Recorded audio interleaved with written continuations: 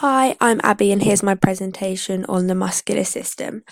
The muscular system as a whole consists of many different types of muscle tissue, and in their own ways they perform and allow particular functions to occur, from assisting digestion of food in the small intestine to the ability to vitally pump blood around the body in order to help us survive due to the cardiac tissues found in the walls of the heart. There are some main functions of the muscular system. The number one function is movement. The movement of the body is mainly due to skeletal muscles found on the outside of bones. The way these allow movement to occur is by contraction. The muscle shortens when this happens. Tendons attached to the bone are tugged at, which causes the bone to be moved as a result. An example of this type of movement is in the biceps. Muscles will contract and they pull on two tendons, one attaching the muscle to the shoulder and the other tendon at the elbow. When this happens, the tendons will pull on the bone in the arm and this will allow it to move. A sporting example of when these are put into practice is any type of throwing activity, such as javelin. The contraction of the skeletal bicep muscle will allow the bone to move and propel the javelin forward. Another main function of the muscular system is breathing. Intercostal muscles are responsible for respiration during breathing. In exercise, respiration starts aerobically. However, as more energy, which is produced in the mitochondria of the cell, gets used up, the aerobic respiration converts to anaerobic respiration when there's a lack of oxygen. The muscles in the lungs allow inhalation and exhalation by the muscles, aiding in expansion and contraction of the thoracic cavity. This allows the lungs to let in and out oxygen and therefore keep the body oxygenated. Posture and stability is helped by the muscular system. There are some main muscles which contribute to this factor more than others, such as the transversus abdominal muscles, which are counterbalanced by the pelvic floor muscles, for example. Having muscles to support posture not only gives the body structure, but it allows the person to stand upright, and clearly this is vital in sporting activities. In netball, for example, if the body did not contain these supportive muscles, any slight loss of balance would just cause the person to topple over. Another main function of the muscular system is heat production. Muscle fiber contractions produce heat, and as much as 70% of heat is made by energy produced in muscle tissue. Blood also contributes to temperature control during exercise by taking heat from the body and working the muscles, then redirecting it to the skin where the body is overheating so it can let it out by sweat by secretion through the skin. Heat production requires ATP, which is an energy store produced by the mitochondria. Constriction of blood vessels is another function of the muscular system. The walls are vascular smooth muscles, and so they're made of smooth muscles which are similarly found in many tube-like structures of the body, such as the small intestine or the esophagus. Vasoconstriction is the narrowing of blood vessels due to the contraction of muscular walls of the vessels. This mainly happens in the large arteries and small arterioles. When blood vessels constrict, the blood flow is restricted and decreased. In the arteries, as well as constriction of the tubes, there is an increase in blood flow concentration because more blood is going through a smaller area. Heart contraction is a feature. Cardiac muscle is responsible for contraction of the heart, which allows blood to pump through each of the four chambers, right and left atrium and right and left ventricle, and therefore supply the body with oxygenated blood that it needs. A pacemaker found in the upper right atrium sends out electrical impulses into the vessels, which triggers the start of blood pumping, but the cardiac muscles keep this action going as they contract and relax in order to maintain the movement of blood. In a marathon run, this action is incredibly important. The heart will have to keep contracting quickly in order to pump oxygenated blood around the muscles, which is needed by the mitochondria to produce ATP energy, which enables the person to keep running and supplies energy. The final main feature of the muscular system is communication. An electrical impulse is sent to the brain through the sensory neuron after they get a need for muscle to contract. This impulse goes through the central nervous system, being the spine and the brain, on a relay neuron. Once the central nervous system gets this message, it sends a response signal down the motor neuron to the receptor, being the muscle, and the communication is done. An example of this would be in a football game. For example, the person will see a ball rolling towards them, the eyes being the receptors here, and these send along the sensory neuron an electrical impulse. This arrives at the central nervous system, which travels through the relay neuron, and then the impulse gets diffused over a synapse to the motor neuron, which delivers the impulse at the effector muscles, which causes the person to kick the ball as the muscles contract. Muscles have different characteristics and four main ones in common: excitability, extensibility, contractility, and elasticity. Excitability is the ability to respond to a stimulus which may be delivered from a motor neuron or a hormone.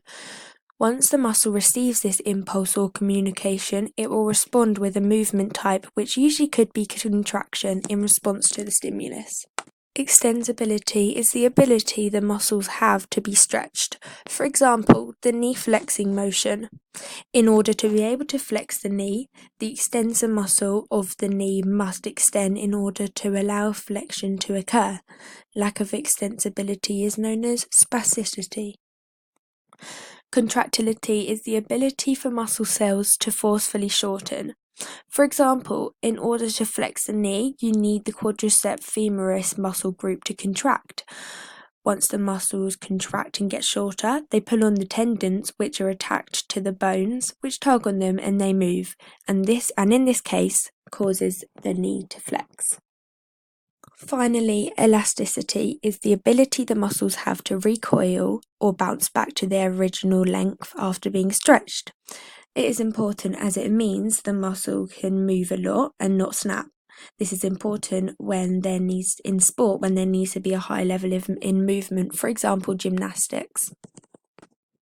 In the body, there are three main types of muscle tissue, these being skeletal, which are found on the top of bones and on the outside of the body, for example, biceps. Smooth muscle, which is found on the inside of the body, mainly in intertubes such as the esophagus. And finally, cardiac muscle. This is on the outside of heart walls and found in the walls of the heart chambers. When looking at structure, for skeletal muscles, they are striated when you look under the microscope, and you can also see that they're multinuclear. Skeletal muscle tissue have connective tissue, nerve tissue, and blood or vascular tissue. Skeletal muscles vary considerably in size, shape, and arrangement of fibres because they're all required for different actions and movements. The structure for smooth muscle tissue does not have clearly defined striations visible on the cell, and they are uninuclear and fusiform. Finally, for structure, the cardiac tissue is striated, uni or binuclear, and branching, which gives it a large surface area, which is important. Now looking at main functions. So for skeletal muscles, they give the body movement. They're attached to tendons, which are pulled on, which are attached to bones, which cause them to move. For smooth muscles, their main function is that they apply pressure to vessels and organs. For example, they have helped with constricting the esophagus walls to push the food down. They help with transport of substances elsewhere in the body. And for cardiac muscle tissue, it's a specialised form of muscle tissue that has evolved to pump blood through the body. Cardiac muscle is only found in the heart, which makes up for most of the heart's mass. It contracts and relaxes to pump and move the blood, which is vital for all humans being. When looking at size of these muscle tissue, you can see that the skeletal muscles are usually ranging in size from 1 to 40 millimeters in length and 10 to 50 micrometers in width. The size of smooth muscles ranges in size from 30 to 200 micrometers, and for the size of cardiac muscle tissues, they are 10 micrometers in diameter and 50 to 100 micrometers in length. When looking at fatigue, we can see that for skeletal muscles, the repeated and intense use of muscles leads to a decline in performance known as muscle fatigue. However, for smooth muscles, they do not fatigue during sustained periods of activity because smooth muscle cells do not fatigue, they're able to consistently function. Cardiac muscle resists fatigue so well because it's got more mitochondria than skeletal muscles. The heart does not need to stop and chill out. By having more mitochondria, this means that the cardiac muscle tissue has more energy generally than the other two, so that means that they are less likely to run out of energy and fatigue. When looking at getting energy, ATP provides energy for muscular contractions. Our cells convert the energy stored in nutrient molecules such as sugars, proteins, or fats into energy stores within ATP. The energy for the movement of smooth muscle to do its function is provided by the hydrolysis of ATP, where water is added to the reaction to make energy. Unlike cardiac and skeletal muscles, smooth muscles do not contain calcium-binding protein troponin. And finally, for getting energy, cardiac muscle. Cardiac muscle cells contain a higher amount of mitochondria than the other cells in the body, which therefore means that there's a higher ATP production because the mitochondria make ATP from aerobic respiration when there is oxygen. Skeletal muscle is the only one out of the three which is voluntary, and both smooth and cardiac muscle tissue are involuntary, which means that the brain doesn't have to think before causing these muscles to contract and move. Now we're going to look at skeletal muscle gross anatomy. Skeletal, unlike smooth muscles, are found on the outer side of the skeleton. Tendons connect the bone to the muscle. When the muscle contracts, the tendon is pulled on, which then tugs onto the bone, which therefore allows movement. Acting as a cover containing all the internal muscle is the epimysium, which helps with reducing friction between muscle and bone. It's the outer casting which basically holds all the insides together. Inside the epimysium, protective covering is the next structure found when unraveling skeletal muscle tissues.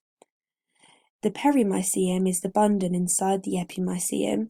It's a group of connective tissues that bring muscle fibers into bundles, which can be anywhere